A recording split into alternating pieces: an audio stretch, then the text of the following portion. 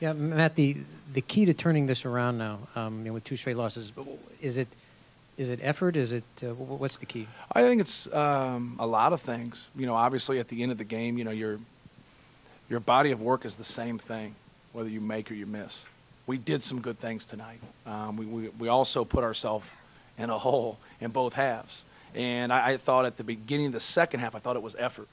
I thought Michigan made more effort plays, more rebound plays in the beginning of the second half. Tim Hardaway got a putback off a missed box out from us. They made a couple hustle plays, kind of 50-50 balls that got loose, and I thought that was a difference. Obviously, they shot 60% in the second half, but we have to be a better defensive team. We have to be more consistent. We got to contain the dribble better, just have more discipline. I think at times we make improvements and stretches in the games, and then we just have, just absolute breakdowns. You just can't have those breakdowns where guys are getting direct drives to the basket or just clean looks, at the rim. Matt, just the impact of offensive rebounds on this game. You probably just touched on it there, but they had 7, you had 7, but they got 13 points off of theirs. I think their first 3 baskets of the second half came after offensive rebounds. Yes. Just, I guess, the significance of offensive rebounding in this game was pretty significant.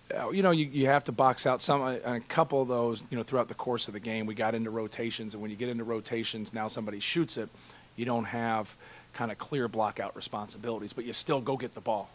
You still go and get the basketball, and they were quicker to the ball in those plays. But, I thought that was a big stretch for Michigan in the beginning of that second half. They made a couple 50-50 plays on those long rebounds, loose balls, and it really helped them. We have to do a better job in that area. Coach, Robbie played some center there.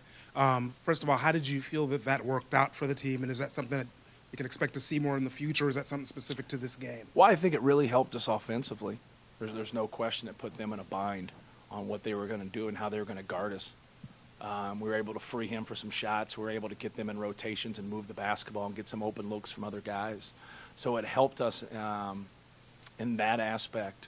And then, but our ball screen defense with the other guys were, they struggled with what they were supposed to do, and it kind of forced our hand. I don't know if it helped us defensively, but it ended up helping us offensively. Coach, Novak and Douglas are 2 Indiana kids you played against now for 4 years. This is their last road game in the state. Talk about what those 2 guys, what you've seen from them over their careers. Both of them, have really improved, each year. And I think you're going to improve when you play. And you're playing for a good coach in a good system. And, Stu's kind of been a guy that's played whatever role they've needed him to play. They need him to play the point. They need him to play the off guard. He does it now with Trey Burke. He doesn't handle the ball as much. But he's a very dangerous player, and he's very deceptive. It's something I'm always talking to our guys about. He'll break you down. He'll make a play for himself or one of his teammates. But, I'm a big fan of both of them. Novak's continued to get better each year, and he just plays hard, has a passion for the game.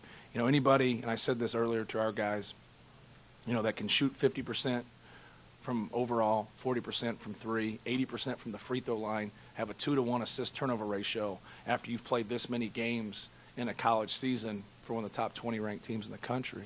That's pretty impressive, and play with the passion. He plays hard and he cares. You can tell when things don't go his way or whatever. It kind of comes out. He's a competitor, and I like that. He's one of those guys you like rooting for, you don't like coaching against. You want him on your team. You don't want to go against him. But, both of those guys have made a lot of people eat crow. They've ended up being some pretty good players in the Big Ten. Tim Hardaway's tended to have breakout performances in the second half. What did you see out of him, especially right at the start of that second half when he had 7 of the 13 points? Yeah, well, the rebound play was a big play. I thought his hustle of getting that basketball was huge for Michigan. But, he's a rhythm guy. He gets into streaks. Whether it's a game or, kind of a 2 or 3 game cluster, he goes back and forth where, he can get into those rhythms. And that's why I told our guys, don't let Tim Hardaway get his head up. And, we let him get going. We let him get into a rhythm. We had to make it tougher on him. But with that being said, he's a great player. It's easier said than done. A coach can say that, but then when you got to go out there and guard a guy like that, it's pretty difficult.